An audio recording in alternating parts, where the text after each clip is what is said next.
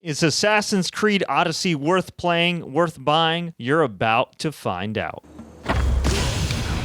Richani, TSC, your home for sports and gaming news updates, reviews, and everything in between. With Assassin's Creed Valhalla right around the corner, I decided to dive into Assassin's Creed Odyssey Ultimate Edition, especially with needing a welcome distraction with everything going on right now with the total non-stop bad news. Now, I am a huge Assassin's Creed fan, but I'm not gonna lie. I consider myself a traditional AC player, with Assassin's Creed 3 being my low-key fave. However, Odyssey took me off guard, mainly in a good way. When you fire up Odyssey on PC, you'll notice it's not your traditional Assassin's Creed game. In fact, it builds upon the RPG elements of Origins to the point where it's a full-blown RPG.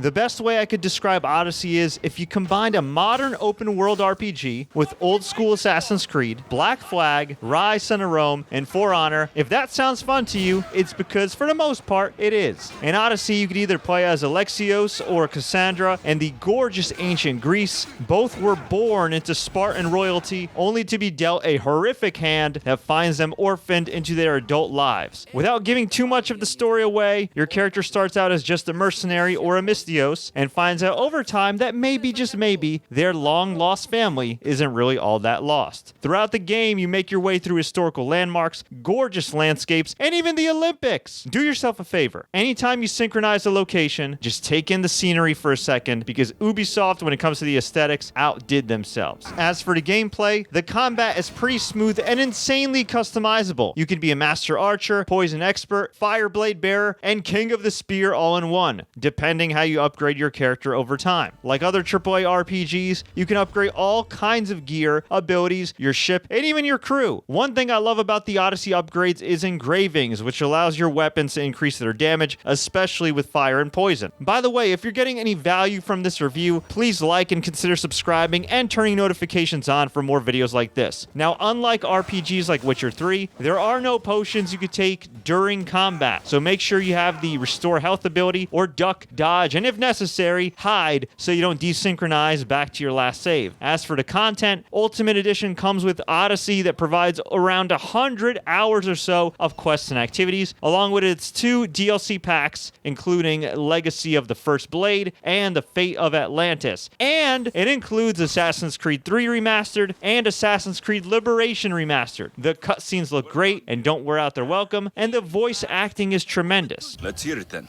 What do I have to do? What will we do, you mean? As the brains to your brawn, I consider it a joint effort. Of course you do. Think, what does the Cyclops value most? His men? His land? His ships? No, his obsidian eye. Get to the point, Marcos. Within Assassin's Creed Odyssey itself, you have your usual sneaking in and out to assassinate enemies, taking over enemy territories. You have crazy ship battles, creepy wild animals. You can stalk these evil cult leaders, and you can even go to war in epic conquest battles that literally shift the balance of power between Sparta and Athens.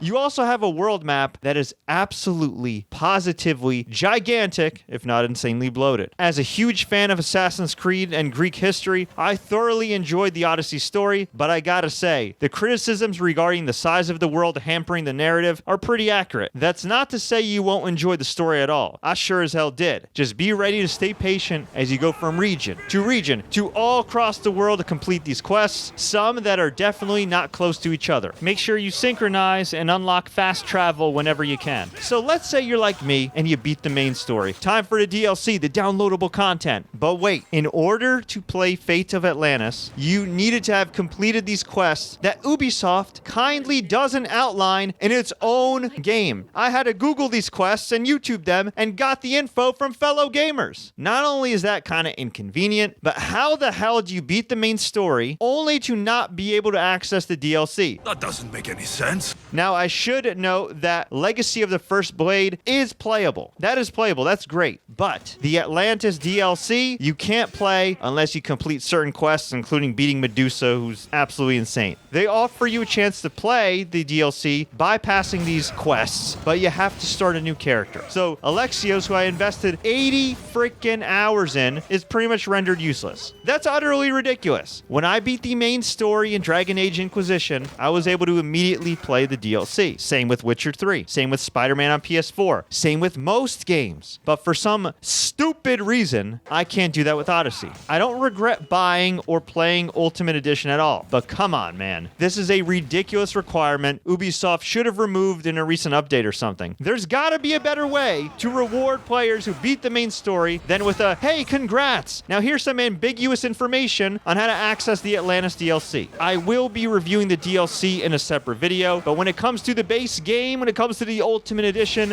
what's the verdict? Graphically, I give Odyssey a 9.5 out of 10. An absolutely gorgeous PC game with great effects, jaw-dropping scenery, nice cutscenes, and badass battle sequences. Gameplay, I give the game a 9 out of 10. Super smooth and easy to get a hang of over time. The further you progress, the more goodies you get to make enemies' lives a living hell. I'm not much of a stealth guy, but if there was ever a game that makes the slow and subtle approach fun, it's definitely Assassin's Creed Odyssey. Content, I give Odyssey a 9.5. I wanted to go a full 10, but the Atlantis DLC fiasco takes this a notch down. As for the base game, this is legit one of the best titles you can play, especially in times like these when most people are staying home if possible. There is so much to do here, almost too much, and while it can get a bit repetitive, you can pretty much say that about any RPG. My favorite part about the content in Odyssey is that it really is like multiple games in one. Assassinating like old school AC, ship battles like Black Flag, conquest battles like For Honor. There's even your occasional wacky fun side quests. The Odyssey world, it's definitely bloated, but hey, that's first world problems compared to everything going on in the actual world. Hopefully, Ubisoft will tighten things up in Valhalla with less quests that feel like time wasters and even more content directly related to the main story. And remember, you get AC3 and Liberation Remastered with the Ultimate Edition on top of the DLC. Overall, TSC gives Assassin's Creed Odyssey Ultimate Edition on PC a 9 out of 10. Whether you choose to buy Valhalla or not, make no mistake about it. Assassin's Creed Odyssey is definitely worth your time and money, whether you buy it separately or download it as part of your UPlay Plus subscription. For $40 or less, Odyssey Ultimate Edition is a must-have. Just apologize to your friends and family ahead of time for the countless hours you're about to put into the game. If you'd like to buy Odyssey, click the links in the description and comments. Full disclosure, we get a small cut from your purchase that helps support this channel. And if you enjoyed this review, please like, share, subscribe. Don't forget to enable notifications for more game reviews like this. You better believe we'll be covering Valhalla. And until next time, everybody, as always, enjoy the game.